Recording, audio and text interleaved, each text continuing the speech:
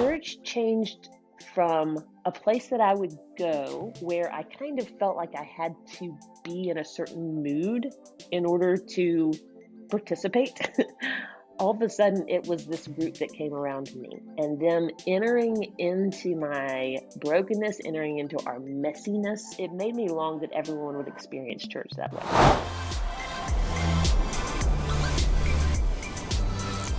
Hey, y'all, welcome to another episode of The Happy Hour with Jamie Ivey.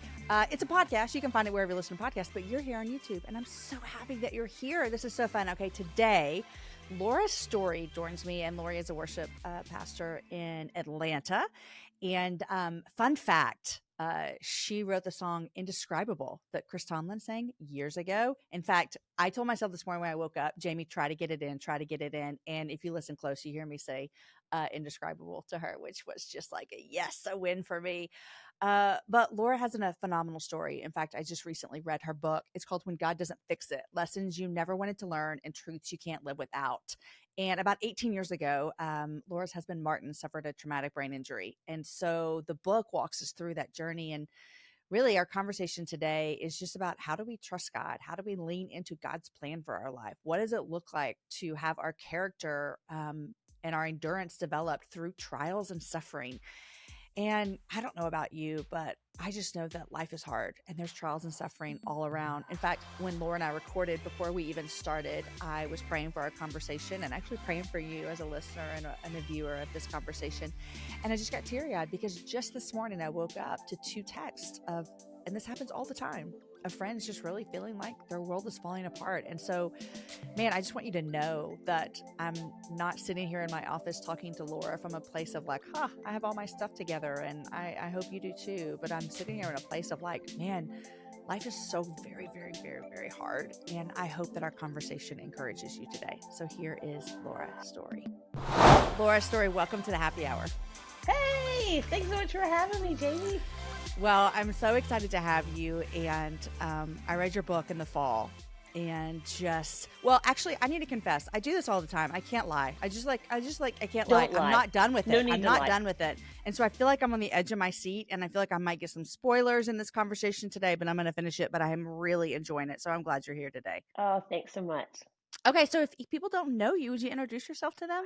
Okay, so I am Laura. I'm from South Carolina. I live in Atlanta now. I work at a church called Perimeter Church. I've been there 18 years. And so that's my big girl job. And I write songs and I travel and play music and speak some. But my favorite of all of my jobs, I am wife to Martin, who we'll talk about him in a little bit, and mom to Josie, Ben, Griffin, and Timothy, who are 11, 9, 9, and 5. I love it so much. I was telling you before we started how those ages are about, the Happy Hour is almost 10 years old and my oldest is almost 20. And so I was parenting this size of children that you have when I started this show. And I just look back and think, man, so much have changed in 10 years and parenting is just, it's so funny how you can parent the same kids for 20 years until they go to college or whatever. And you're like, we've had 100 different experiences with you guys. Like, it's just like we're parenting people. So, well, I think it's interesting that you started a podcast when your kids were like you thought, what should I do with all this extra time? What should I do with my life? How can I make things just a little bit crazier? Exactly. Well, the funniest thing is I started it. I'm like, I'll just talk to my friends. It's not going to be anything. And then a year and a half in, I'm like, oh, I just built myself a job. That's what I did. I just created a job. So here we are. Golly, I think about people with kids my age, well, really women any age, any stage of life, how desperately we need to hear from other women, and not even like the answers. Like, you don't even have to answer my questions. You don't have to solve my problems. I just need somebody else to be like, oh yeah, that, I've walked through that too, and it's really hard. Okay, I feel better now. We're going to make it. I love it. I saw someone the other day and they were on a stage somewhere and behind them it said Q and R. And for a minute and there was like a panel up there. And for a second I was like, Q and R. And then I was like, question and response, because we always do Oh, Q&As, like yeah. questions and answers. And I was like, that's Oh, what I that's need in my good. life. I don't I'm gonna expect write that everyone to down. have That is good. answers. I just need your Uh-huh. response. And I was like, so that Mm, is my new, I don't even know where I saw that, but it's like my new little, I want that to be about life. Questions and responses. So, Laura, are you ready for yes. question and response hour on the happy hour? Absolutely. Absolutely, because I don't have any answers. So Good, that's good, kind of good. a relief already. Good, good, good. I read your book this fall. It's called When God Doesn't Fix It: Lessons You Never Wanted to Learn and Truths You Can't Live Without. And I found your book so very comforting in so many Mm, ways, because I don't think there's anyone who is walking through life who would say, "Oh, I have made it this far in life and I have no questions for God. I have not endured anything that I think is too much, or I have not had expectations where I put on God and he let me mm, down." And so, although I have never walked through what you and Martin went through, I found myself on the pages and I was super encouraged. mhm. So, I think we should start. Just give us that 30,000-foot view of what transpired early in your marriage with you and your husband. Yes. So Martin and I have been married for almost 20 years. In just a few months, we'll celebrate Congrats. our 20th Congrats. anniversary. We're gonna like go to Longhorn or something. I don't know what we're gonna do. I I gotta love get it. on that. Um, but within the first 2 years of our marriage, Martin was diagnosed with a brain tumor, and that obviously it's a shock at any point in time in a marriage, but especially like Martin and I, we had grown up together. We had gone to high school together. He was a baseball player. I was a bass player in the orchestra, so not anything alike. I still Uh-huh. can't quite figure out how we met. Well, actually, Which, I know side how we note, met. Laura, this is Uh-huh. my and my husband's story as well. Like, I was an athlete. He Really? never played a sport a day in his life. He's a Are you musician. serious? He's an artist. I look back, and you guys met and like knew each other in high school. We would have never connected in high school. I would have been like, I don't I have know time for what you you. mean. Like, he was the what's the band person that leads them on the field? Oh, Drum the major. drum major. Yes. The drum major? Yeah, That's he like was a drum such a major. social faux pas that an athlete dated the drum. That's Exactly. amazing. Anyhow, we met in college, so there's that. But carry on. Yeah. Yeah, that was Well, you and Martin. So Martin and I, different. yeah, we met at Fellowship of Christian Athletes, which Mhm. it's kind of like I'm not entirely sure what I was doing there, except that I wanted to fellowship with a good-looking Christian Well, I was athlete, gonna say, and I so know what that you were doing there, that's for sure. exactly exactly. And so we had known each other forever, and our families had known each other forever.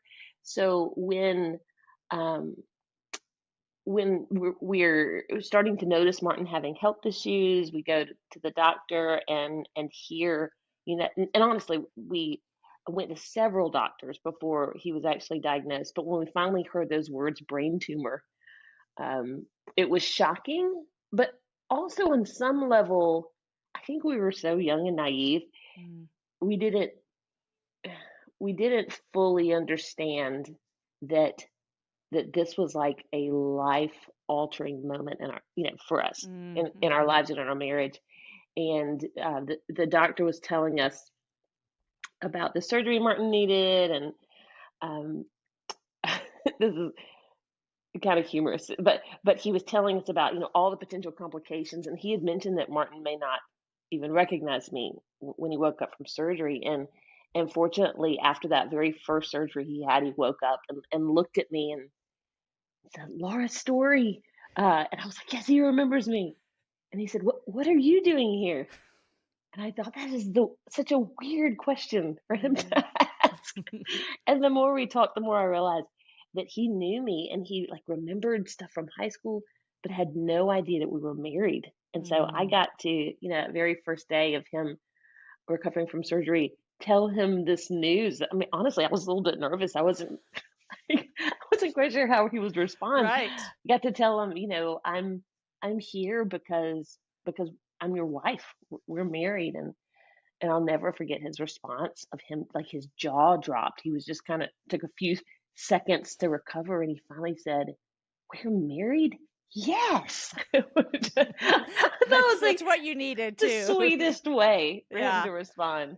Yeah, so that was the very initial kind of diagnosis, and I said that we walked into a little bit naive. I think part of it is we looked at this thing called brain tumor as maybe like a bump in the road, like, or Mm-hmm. it was like a detour on God's, on the road that was God's like wonderful plan for our lives. Yeah. And and on some level, we were okay with the detour. But after Martin and I ended up, we were in the hospital for about 3 months. I think the doctor initially said, like, surgery, outpatient rehab, you'll probably be there a few weeks. But after 3 months, Martin was finally discharged, and the doctor, it was interesting because we were very grateful. There were moments that we weren't sure whether he would make it at all. So we're very grateful that he had survived, that we were finally getting to leave the hospital we'd been stuck in for 3 months. But it was confusing also because he wasn't back to normal. He Mm-hmm. wasn't 100% better. So it's that moment of realizing, okay, this actually isn't a detour. This is Mm. actually the road. So Mm. that was kind of the beginning of us figuring out, I think, first of all, like, how do you live with brain injury? How do you live Yeah. with substantial brain trauma? What does that mean for us as a couple, for us as, potentially a family at that point? What does it mean for him? But also, there's a whole mess of spiritual things that we believed our whole lives that were Yeah. being tested in a way that we had to completely kind of relearn how to trust God. Um, yeah, so that's kind of the beginnings of all of it. I love that you said you had this moment of figuring out it wasn't a detour, but it was actually this new road. And I think Yeah. that, like I said when I was talking about your book, that although I'm not married to a husband who has a traumatic brain injury, I have things in my life where I have had that same moment of like, oh, Uh actually, this is huh. the way my life is going to be. This is not a detour. There's not a Yes. quick fix. And so here you are. I mean, 18 years on the other side of this. Is that what we're looking Yeah. at? Yeah. Um, I want to talk about that journey of thinking through that because I don't want to like sugarcoat it by any means. Here you and I are talking about this No, 18 years that's later, good. and you were young and all the things. Like, here's what something that you talked about with the detour. I'm at the point in your book where you go home to your house for the first time and you're realizing like you had to go to the bank and you don't know anything. And you told the story about how the night Yes. before Martin was going to have his first surgery, you found him in the office like he was making a spreadsheet of all the passwords. And you're like, this is dumb. Let's go have ice cream. And you're all, and then Yes. when you came home after 3 months, you're like, oh, we went and had ice cream. He never wrote that down for me. Like you were Yes. just, you knew nothing, which, Yeah, and I remember trying to figure out, like, who do we get our cable from, or like our power? I can't remember. I think it was it the was the cable. power. I was laughing so hard. And I found out when they showed up to the house to turn it off, like, to come Right. in. You're like, I oh, was like, this is where "Oh, oh, good. I'm glad you're here. I feel like I owe you some money or I owe something." you a couple dollars. Yeah, yeah, yeah. But that detour into feeling like this is actually the road that we're going to be living, Yeah. I think it's a hard pill to swallow. It's a hard thing to do. What did that journey look like for you practically, spiritually, emotionally? And I know it's like we could talk about all three of those for an hour each, but like what did Yeah. that look like for you to really kind of did you have to was it a trust issue? Was it a one foot in front of the other issue? What was that like for you? Yes, all of the above. All of the above. It was a trust issue. It is a trust issue because some of these things haven't necessarily gotten, like, a lot better. Like, we've gotten better at learning how to navigate it. But some of Mhm. these things, when you see the effects of sin in this world, the Mhm. brokenness that we live in, that isn't, that will get better in some instances, but brokenness as a whole, it will not change until Jesus returns. Mhm. And so a lot of it gets better, but you never really, or at least for us, we've never gotten to the point where we've said, this is great. This is, like, we completely understand why God chose this path for us. And I think that part of being like a person of faith is that you don't necessarily have to come to that point, is you Mhm. literally continue just to step out in faith. But Mm. logistically for us, so Martin left the hospital that day with a brain injury that was a result, whether it was from the surgery or the complications or the tumor itself. We don't really know, and We just know that he had suffered a lot of brain trauma. And so some things got better. The things that he currently lives with, he lives with a vision deficit, which means he's unable to drive, has some struggles with reading. And he lives with a short-term memory deficit, which is the bigger of the issues. It affects everything from time conception. He has some just like I call it like stamina issues, like just fatigue. I mean, there's so many things kind of wrapped into all of it. So in some ways, his personality is the same, but he has all these limitations that he didn't have before, all these medications. And so our first, I don't know, 3, 4, 5 years were spent getting the medications balanced and figuring out like what there are things that Martin has to do every day to keep himself alive. Like that was a big transition for us. Another thing was just trying to figure out, like with Martin's limitations, if those I don't know how deep we want to go here. If those were part of God's sovereign plan for Martin's life, how do we accept, grieve those things, grieve the change, but in some ways accept them and establish a new rhythm of life based on those limitations, rather than us always being frustrated that our lives look different, that our marriage looks different, and that now that our family looks different. And that's a whole other thing, because for a while we just assumed that this just meant that we weren't going to be able to have children, which we ended up we ended up diving in there anyway, and now we have 4. But family and parenting looks very different, and sometimes we can be resentful towards those limitations. But I'll tell you, Jamie, and this is the thing that God's probably been teaching me the most in the past few years. Those limitations are actually the things that God seems to be using the most to develop the character that he wants to see in our kids and in us.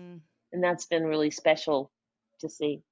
I can't even remember what you asked me. I was going to say, went for I remember someone told me one time that my family is comprised of 4 children, and 3 of them joined our family through adoption. And by no fault of their own, adoption is just hard, and it comes with loss, and there's trauma and all the things. And that is a brokenness that affects their life and our family and all the things. And I was talking to a friend, and she was like, have you ever thought that maybe that brokenness is one of the ways that God's developing character in all of your kids? And that was just, it is like, that's a hard conversation to have, because you have to get to a point where you kind of put your hands out and say, if this is what your plan was all along for me, I like surrender to it. Yeah. And there's a part of us as humans that thinks that we're saying that feels weird when I say this, because I think it might be theologically wrong, but there's a part of us that thinks that we say like, well, then I'm okay with it, and then this is good, because sometimes it's not really feeling good. And I'm actually not okay that my kids had to go through brokenness. You know what I mean? Yeah. And so justifying that theologically in our brains, and listen, I'm in school right now, Laura. I saw that you went to. Oh, fantastic. It's my first semester. So all of these like theologies in our everyday life, that's in my brain right now, because that's what I've been reading. So here I am. But I want to ask you this. You say in your book, one of the things that stood out to me, and I don't have it in front of me, so I'll mess it up a little bit, is that you were not going to let your circumstances define your view of God, but you were going to let your view of God define your circumstances. Is that what you said? Or I'm not going to. Yeah, I'm going to mess it up too, and I think I'm the one that said it in the first place. But I'm going to choose to not allow my circumstances to define determine my how view I of view God. God. Yeah. Rather than allowing my view of God to define how I see my circumstances. Yes. I want to talk about that, because you guys went into this traumatic experience following Jesus. I think a lot of people go into traumatic experiences in my world that I live in as Christians following Jesus. And I've seen more times than I want to count these experiences really, really wreck people's faith. Yeah. And so I think my question for you is, why didn't it wreck your faith? Yeah, it's a great question. I think some of it is like the church I grew up in, wonderful church, Bible believing church. So I don't want to make it sound like I was taught anything wrong. I think I drew the wrong conclusions on my own. It wasn't that I was Mm-hmm. taught heresy or anything. But on some level, I grew up believing, like we had people at our church that would give testimony, and it would be, I went through this really hard thing, and then I trusted the Lord with it. And now I have this timeshare in Tahiti, and everything's great. Woo! I want that life. Exactly.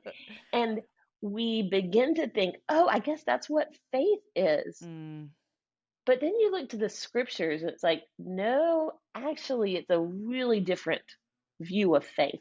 mm-hmm. Faith isn't you trust God as kind of a ploy to get him to relent and do things our way. Mm-hmm. Or or even prayer itself. I can't remember who said it, but someone said, prayer is not about bending God's will to ours, but our will to his.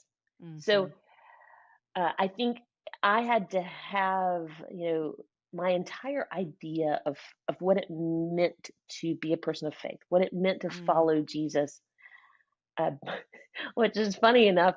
We have all these ideas of what faith is, and maybe the ease and comfort that comes along with total surrender. But then you have a picture of Jesus. You have a picture of mm, Jesus who uh, he followed his father in faith, um, and was, I think about him in the garden when he was mm. saying, Lord, I really would rather this cup pass. Like, Yeah. I love that, just that Mm-hmm. um, authenticity of, Yeah. oh, if there's any other way, like this is hard. Um, but at the end of the day, he says that those beautiful words of not my will, but yours be done. And Yeah. saying, God, I know this is not about me. I know Mm, there's a bigger story here. And ultimately, the road of Jesus, following Jesus, the road of Jesus is to the crucified self. Follow Jesus, you follow him to the cross.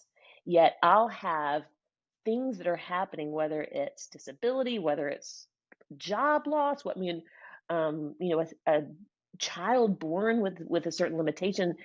I look at those things, and it's causing me to die to self, and I mm. immediately think that I've gone wrong spiritually, that God's abandoned me, rather Wow. than seeing, oh wait, maybe that is the path of This is the Jesus. way. Yeah, and I don't want it to sound like God is a malicious God that sends bad things into our life in order to teach us lessons. Because I feel like what the Bible teaches us about pain and suffering. There's two kind of answers to go back to your question and answers. These are actually solid answers because they're from They're the in the scriptures. Bible. We can call them. They're in You the can do Bible. Yes. Q&As if you bring scripture. Yeah, but people ask me all the time, like, so why do bad things happen? And I said, well, Mm, I can't specifically explain your situation, but I can tell you what the Bible says. The Bible gives two reasons. One is Romans 5, where it talks about sin and death have entered the world through sin, and there will be brokenness here until Jesus comes back. Super, super clear. But he doesn't just give one answer. He gives two mm, answers. He gives Romans 5, but he also gives John 9, where the disciples are looking at this man that's born blind. mm-hmm. This man that's born with this hard road ahead of this limitation. And the disciple says, okay, so whose sin? Was it his sin? Was it his parents' sin? And Jesus beautifully answers, this man was born blind that the works of God might be displayed. So we have this hope. It doesn't fix all of it. It doesn't always make it feel good every day, but you have these two answers. It's these hard things are allowed into my life because of the existence of sin and brokenness in this world. That there will be a day where that's no more, but it is the reality we live in right now. But that's not the only answer. It's also that God, in his sovereignty, in his ways that are not our ways, in his thoughts that are higher than our thoughts, he allows brokenness to remain in some instances so that his work might be displayed in us and through us. Golly. I hear that and I'm like, amen, amen, amen. And golly, that's hard. I mean, it's both and I think I just want people to know that that's okay to feel that way. Like, I think Uh-huh. neither one of us are like, yes, I hope something bad happens today Uh-huh. so I can give you Well, glory, God. But yet we say we want you to get glory through all of our lives. yeah. Well, and I see it so clearly in the lives of my children. Mm, One of the verses that God is just so imprinting on my heart over the past few years, um, is again Romans 5, where it says, "Rejoice in the, you know, rejoice in your sufferings." And that's like, come on, Paul, really mhm. rejoice in your sufferings. But he tells us the reasons. He said, because suffering produces Produces. endurance, and endurance produces character, and character produces hope, and hope does not disappoint. So I see this in the lives of my children, and I say, Mhm. oh, absolutely. Mhm. When I'm protecting my children from the hard, how could they possibly learn things like endurance, learn things Mhm. like character? It's not like I can send Yeah. them to, vacation Bible school and they come back and have character. There are Exactly. there are great things they can learn at their churches, Bible, all of that. But it's them walking through hard things that Mhm. God says, hey, I use those hard things to develop endurance, to develop the fruit that I want to see, um, in the lives of your kids. And I see that in my kids. I Mm. Even though as a mom, I want to shelter them from the hard. I'm Yeah. But then when I think about God, my father, Mm. dealing that way with me, Yeah. that's where I say, okay, God, maybe you're allowing the hard because there's a work you want to do in and through me that that I may not appreciate Yeah. Yeah. in the moment. But ultimately I would say, yes, I want that. I want to Mhm. be someone who trusts God with with all that I am and all that I have. So Yeah. I'm a worship leader and have been a worship leader for a long time. And so I'm always kind of digging into old hymns. One of my favorite old hymn is "On Christ the Solid Rock I Stand," and Mhm. probably my favorite line is he says, "When all around my soul gives way, He then is all my hope and stay." Mm. And I don't think that God just all of a sudden becomes our hope and stay, but sometimes in this life, when we're clinging too much to the here and now, I think He lovingly and gently allows the things that we're clinging to give way, that we might discover that He truly is all our hope and stay. Mm. Laura, that Romans 5 is one of my favorite verses as well, and I have clung to it in so many moments of suffering and hardship. And so I love talking about it in here and hearing you talk about it as well. I think that they're on the other side of things, which I don't think we're ever really truly on the other side, Yeah. until we get to see Jesus. But there are moments that we can look at our lives and say, I actually am a different and better person because of what I walked through. And Yes. so I think that when you hear that scripture from Romans 5 and then you've come up and you think, oh, I can remember this season or this time, it actually increases our faith to say, okay, God, I'm looking back and I'm saying, I saw how Hmm. you were faithful in the midst of that, and I'm going to trust you in the next season. It also, I'm wondering for you, there's so many things in our life that we think about. One day this will all be made new. Hmm. And sometimes I think when life is really easy and there's not a lot of hardships, we can forget the fact. And I also don't think, I think if you have an easy life, you actually don't have an easy life. Like, life is just hard. It just is. But Yeah. I think that there are some things that consistently remind us that this is not the end, that all things will be Mm. made new. And I wonder, what does that mean for you being married to your husband who has a disability that, beyond a miracle from the Lord in his lifetime, will not be made new until he sees Jesus? What is that? Do you think about that a lot? Like, what does that mean for you as his wife? Like, how does that transpire in your life, thinking that Yeah. thought? Man, that's a great question. Yeah, and what does it mean to long for heaven Mhm. in the midst of a still um, being content in this life? I Mm. think one of the things really there's lament and grief that we don't always practice as believers. I feel like the Old Testament church got it. Yeah. You look at the again as a worship leader. I think the majority of songs we often sing in our churches are songs of celebration, songs of Mhm. adoration, thanksgiving, all that's wonderful, Right. and has its own place in how we hold out hope for what God will come and do and make right. But um, the Old Testament church, you look at the book of Psalms, I think the largest category is actually lament. Mm-hmm.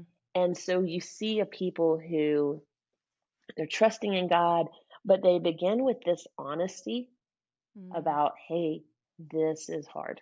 This is Yeah. one of my favorite Psalms, Psalm 13. And David says, how long, O Lord, will you forget me forever? How long will you hide your face from me? And I love that, like, God's like putting together the Bible, like, oh, Paul's written some good stuff. We should include that. And then you have this thing from David that sounds like this like really bad Instagram rant, like Yeah, at 2 a.m. exactly. Like, what's that? Where God, are I feel like you? you forgot me.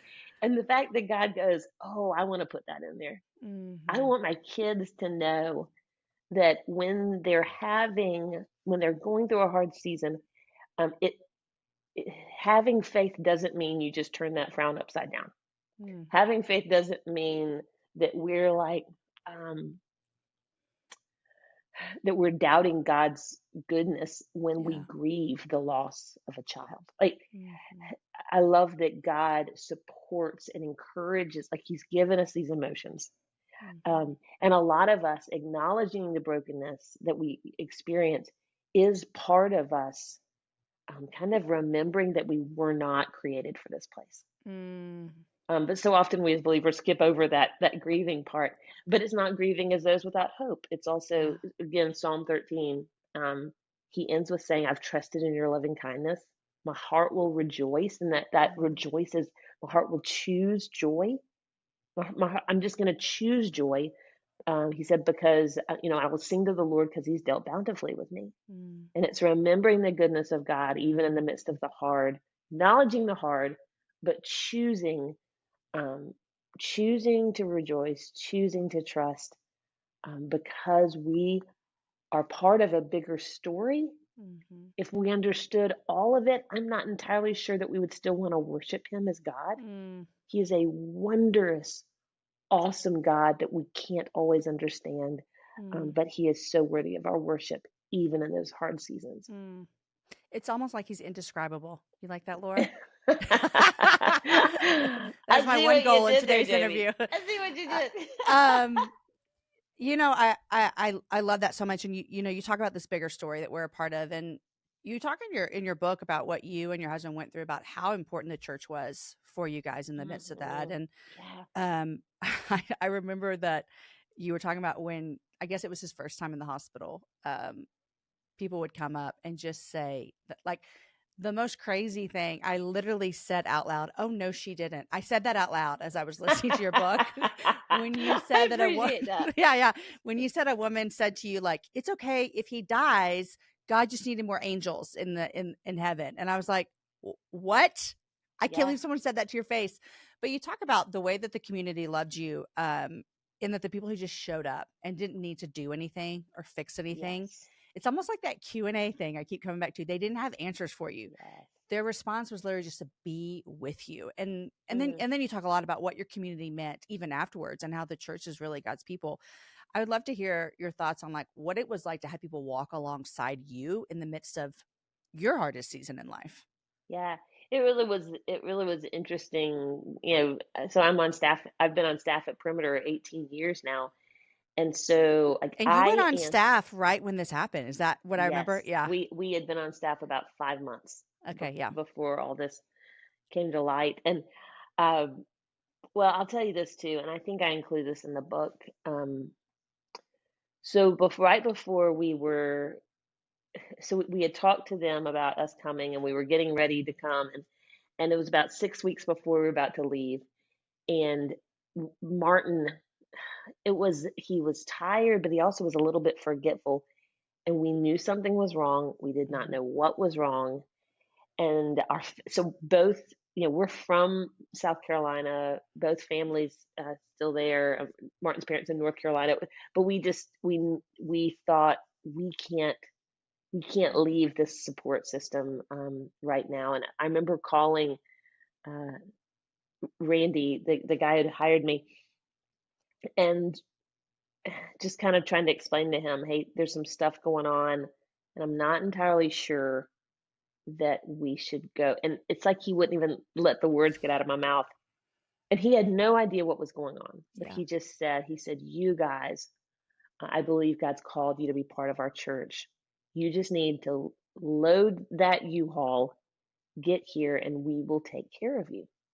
And it's exactly what happened. Mm. And as someone who, you grow up and to prize productivity and efficiency, and it's like, I'm not going to be a burden to anybody, Mm-hmm. you show up, and I've been there 5 months. I was there 5 months, and then I took like 3 months off Yeah. to be with my husband in the Yeah. hospital. And I just felt like such a burden. Mm. Um, but really it was such a spiritual process in the sense of, up to that point, my spiritual life had always been all these great things I could do for God, because He really needs Mm. us to do these great things Right. for Him. Um, and I, as an artist, I've always been a performer, and realizing, oh, wait, maybe as a Christian, I've always been a performer also. Um, Mm. and so not only did God bring me to a place where I had I wasn't doing anything for him. And I grew up like I was I've always been like super consistent quiet time girl. Uh-huh. I'm doing the Bible studies, I'm filling in all the blanks, you know what I'm talking about. And I got to a point where I just wasn't doing barely any of that. If I Uh-huh. opened my Bible and read like a few verses one day, I was doing well. So I got to a point where I wasn't doing anything to contribute to either my church or my spiritual life. And Mm. all of a sudden, the body of Christ comes around me, and church changed from a place that I would go where I kind of felt like I had to be in a certain mood in order Mm-hmm. to participate. Yeah. All of a sudden, it was this group that came around me, Wow. and them entering into my brokenness, entering into our messiness. And it changed kind of when we ended up coming, when we were able to come back and, attend the gatherings at our church. They'd already seen me at my absolute worst, like Mm-hmm. absolute worst, that Mm-hmm. it made me long that everyone would experience church that way. And I know that that's not the Mm. case. Yeah. But that is something that I do long for. Mm. Well, Laura, I so appreciate our conversation today, and it has just made my heart so happy on this Wednesday morning to Oh, start my day with you. And I just really am hopeful that there are going to be people listening who are just going to cling to not just our words as if they're truth or your words, but just really like you said earlier, like, oh, someone else gets it. Like, I think that's what yeah. is so helpful sometimes is like, I'm not alone here. So I'm super grateful. You guys, I know you've written other stuff, Laura, but this book, When God Doesn't Fix It, Lessons You Never Wanted to Learn, Truths You Can't Live Without, I highly recommend. When did you write this book? Do you remember? 2015. I just Yes. looked it up. 2015. Yes. I cannot There you go. believe it's been almost 10 years. It's crazy. Crazy. Actually, next, yeah, almost crazy. Okay, Laura, I want to end with this. I want to ask you, what are you reading these days? Anything you're loving that you're dying to tell us about? Oh my gracious. What am I reading these? I just finished this tiny little book that Union and Crossway. I think it was like co-pub thing Mm-hmm. by a guy named Gavin Ortland, called Humility. Oh, So good. it's I've heard about this book. it was if you were to say like what are you enjoying reading? That's not a book I've been enjoying reading, but it's been such a Mm, needed oh, I've just needed it. It's that's it's awesome. been it's been fantastic. So yeah, you can check that out.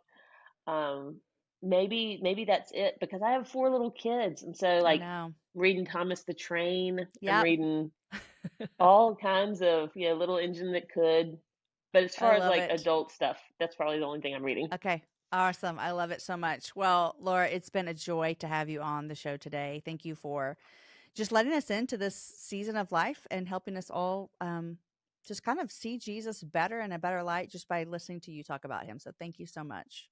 Well, Jamie, thank you for what you do. I feel like Mm, you hosting these conversations and the fact that you do it in a question and response way, not trying to fix everything, mm-hmm. but just being open and vulnerable and letting the Lord use that. I appreciate Oh, you letting me be part of it. thanks, Laura. Okay, you guys, what a fun conversation. I think I would be friends with Laura in real life. Okay. I just really enjoyed talking to her. And did you hear when I got Indescribable in? I just was such a dork. It was coming to my brain. I was like, do it, do it. And I did it. And I felt like such a dork. But I want to tell you, if you are interested, go check out her book. We'll put all the links below in here and she can find it. But it's called When God Doesn't Fix It: Lessons You Never Wanted to Learn and Truths You Can't Live Without. I would show you the cover, but I'm listening to it on Audible. Well, maybe I can still show you the cover. Let me see if I can show you the cover, guys. Let's see here. Here it is. There's the cover. I also want to say this. So many times in our conversation today, I kept thinking of the conversation I had just a few weeks ago with Sky Jitani and his book With. If you're just wanting to add to your book list, check out that book. And then I would be remiss if I did not tell you about my own book that comes out in about a month. Why Can't I Get It Together? Kick Unrealistic Expectations to the Curb and Rest in God's Truth. This comes out February 13th. Here's what I need you to know. I do not have a disability or a debilitating physical ailment. But I will say this is just yesterday, I'm recording this in November, and just yesterday, I had to get a steroid shot in my back, and my back is just, it's bothered me. I've got herniated disc, all the things. I've got it. And I write about it a little bit in this book about just having to really even lay that down at the cross of Jesus and just say, like, well, I can't do everything that everyone else can do. And it's just true. Like, I can't run anymore. I used to run marathons. Well, I ran half marathons, but I ran 4 half marathons. And so I'd like to think I ran 2 full marathons. It's not true. I know it. But anyhow, it just reminded me that, like, there are some things in our life even that make me say, like, Jamie, just get yourself together. And when my back goes out and I'm in pain and I can't do stuff, I often am mean to myself and just be like, Jamie, get yourself together. Can't you just be like everyone else and not have back issues at 45 years old? And so even talking to Laura today, I was just reminded of the correct response for what's going on. And so anyhow, this is my new book. It comes out in a month. Why Can't I Get It Together? You can pre-order wherever you get books. And I think it'll minister to you. Hey friends, I hope you love this conversation as much as I did. To make sure that you never miss any of the happy hour conversations, go ahead and hit the subscribe button below to make sure you're notified every time we release a new episode. And if you want more content today, click on those videos over there. I think you're going to like them just as much as you like the one today.